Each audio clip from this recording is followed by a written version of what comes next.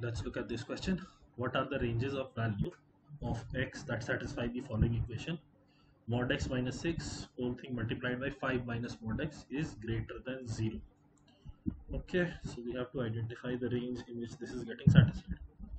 The simplest thing to do is put x equal to 0.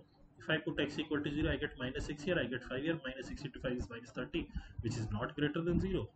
So option A is definitely incorrect. Okay, I'm looking at option C now. So I'm putting x equal to minus 1. So minus 1, I would get minus 1 mod 1. So 1 minus 6 is 5. 5 minus 1 is 4. Minus 5 into 4, no. So this range is also unacceptable. Let us look at option B, minus 6 to minus 5. Let me take minus 5.5.